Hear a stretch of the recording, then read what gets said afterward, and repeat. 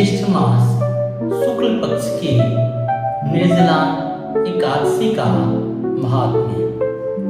युधिष्ठिर ने कहा, जनार्दन, अपना का सारा भाव मैंने सुन लिया।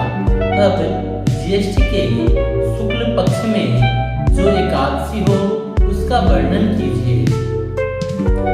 भगवान श्री कृष्ण बोले, राजन, इसका वर्णन परम धर्मात्मा सत्यवती नंदन व्यास जी करेंगे, क्योंकि ये संपूर्ण शास्त्रों के तत्वज्ञ और वेद वेदांगों के पारंगत विद्वान हैं। तब वेद व्यास जी कहने लगे, दोनों ही पक्षों की एकादशियों को भोजन ना करें। द्वादशी को स्नान आदि से पवित्र हो, फूलों से भगवान केशव की पूजा करके नित्य कर्म समाप्त होने के पश्चात पहले ब्राह्मणों को भोजन देकर अंत में स्वयं भोजन करें।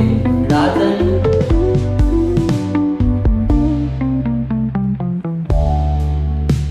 जनाना शौच और मरना शौच में भी एकादशी को भोजन नहीं करना चाहिए। यह सुनकर भीमसेन बोले, परम बुद्धिमान पितामह, मेरी उत्तम बात सुनिए। राजा युधिष्ठिर, माता कुंती, द्रौपदी, अर्जुन, नकुल और सहदेव ये एकादशी को कभी भोजन नहीं करते तथा मुझसे भी हमेशा यही कहते हैं कि भीमसेन, तुम भी एकादशी को ना खाया करो। किंतु मैं इन लोगों से यही कह दिया करता हूँ कि मुझसे भूख नहीं सही जाएगी। भीमसेन की बात सुनकर व्यास जी ने कहा, यदि तुम्हें स्वर्ग लोक की प्राप्ति अभिष्ट है और नरक को दूषित समझते हो तो दोनों पक्षों की एकादशी को भोजन ना करना। भीमसेन बोले, महाबुद्धिमान पितामह, मैं आपके सामने सच्ची बात कहता हूँ। एक बार भोजन करके भी मुझसे व्रत नहीं किया जा सकता, फिर उपवास करके तो मैं रह ही कैसे सकता हूँ। मेरे उदर में वृक नामक अग्नि सदा प्रज्वलित रहती है, अतः जब मैं बहुत अधिक खाता हूँ तभी वह शांत होती है। इसलिए महामुने, मैं वर्ष भर में केवल एक ही उपवास कर सकता हूँ, जिससे स्वर्ग की प्राप्ति सुलभ हो तथा जिसके करने से मैं कल्याण का भागी हो सकूं।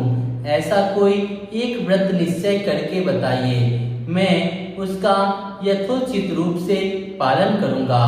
व्यास जी ने कहा, भीम, ज्येष्ठ मास में सूर्य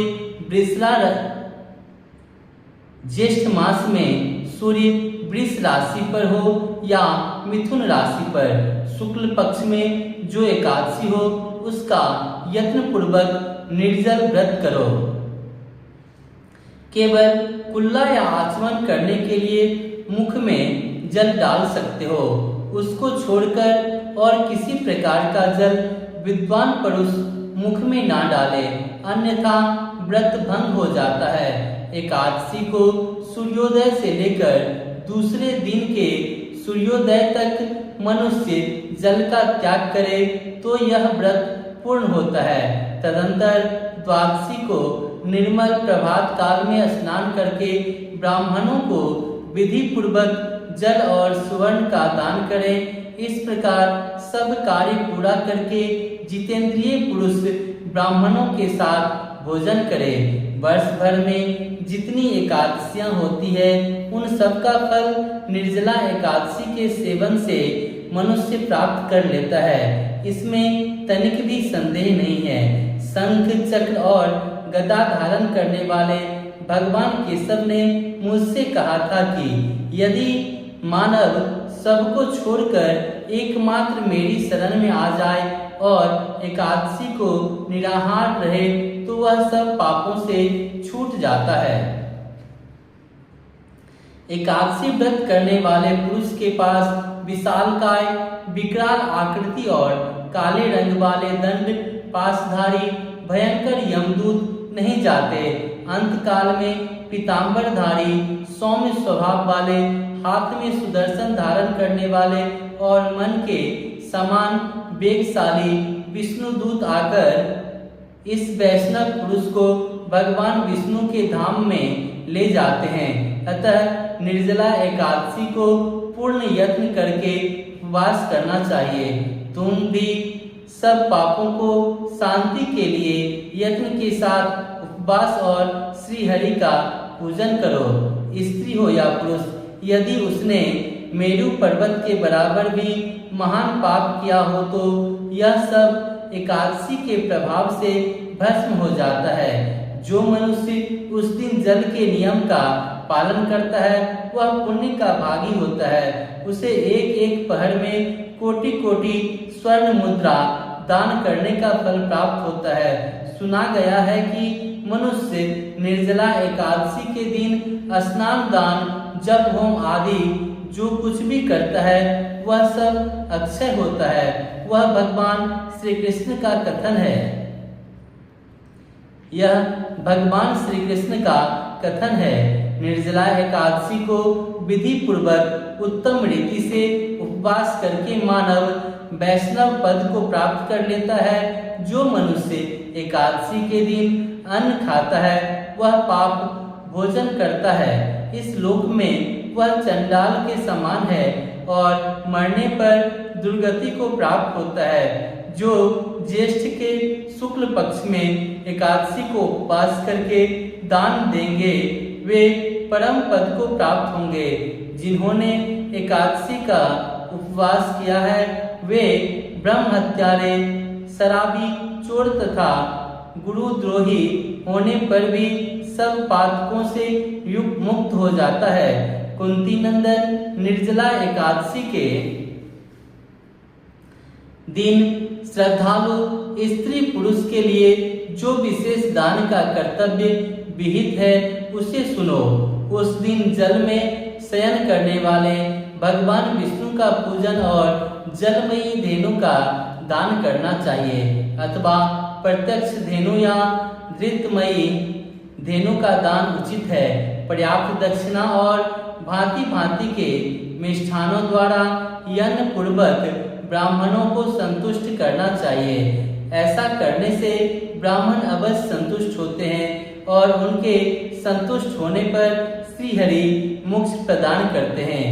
जिन्होंने साम, दम और दान में प्रवृत्त हो श्री हरि की पूजा और रात्रि में जागरण करते हुए इस निर्जला एकादशी का व्रत किया है उन्होंने अपने साथ ही बीती हुई 100 पीढ़ियों को और आने वाली 100 पीढ़ियों को भगवान वासुदेव के परम धाम में पहुंचा दिया है।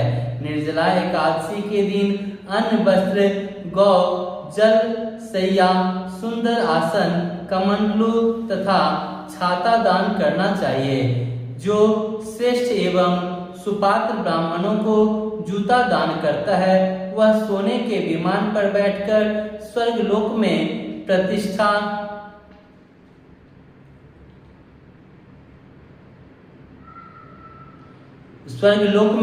प्रतिष्ठित होता है।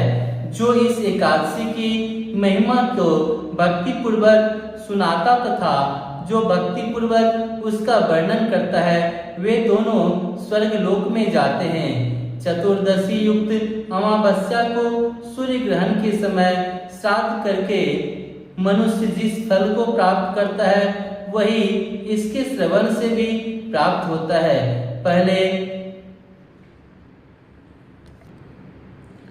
पहले दंत धावन करके यह नियम लेना चाहिए कि मैं भगवान केशव की प्रसन्नता के लिए एकादशी को निराहार रहकर आचमन के सिवा दूसरे जल का भी त्याग करूंगा। द्वादशी को देव देवेश्वर भगवान विष्णु का पूजन करना चाहिए। गंध, धूप, पुष्प और सुंदर वस्त्र से विधि पूर्वक पूजन करके जल का घड़ा संकल्प करते हुए निम्नांकित मंत्र का उच्चारण करें। देव देव ऋषिकेश संसारार्णवतारक उदय कुंभ प्रदानेन नैव संसार सागर में तारने वाले, संसार सागर से तारने वाले देव देव ऋषिकेश, इस जल के घड़े का दान करने से आप मुझे परम गति की प्राप्ति कराइए। भीमसेन, ज्येष्ठ मास में शुक्ल पक्ष की जो शुभ एकादशी होती है उसका निर्जला व्रत करनी चाहिए तथा उस दिन श्रेष्ठ ब्राह्मणों को शक्कर के साथ जल के घड़े दान करने चाहिए। ऐसा करने से मनुष्य भगवान विष्णु के समीप पहुंचकर आनंद का अनुभव करता है। तत्पश्चात द्वादशी को ब्राह्मण भोजन कराने के बाद स्वयं भोजन करे। जो इस प्रकार पूर्ण रूप से पापनाशनी एकादशी का व्रत करता है वह सब पापों से मुक्त हो अनामय पद को प्राप्त होता है। यह सुनकर भीमसेन ने भी इस शुभ एकादशी का व्रत आरंभ कर दिया। तब से वह लोकों में पांडव द्वादशी के नाम से विख्यात हुई। जय श्री हरि, जय श्री हरि। सदा भवानी दाहिनी गौरी पुत्र गणेश, पांच देवी रक्षा करे ब्रह्मा विष्णु महेश। जय श्री हरि, जय मां जानकी, जय सिया राम, हर हर महादेव।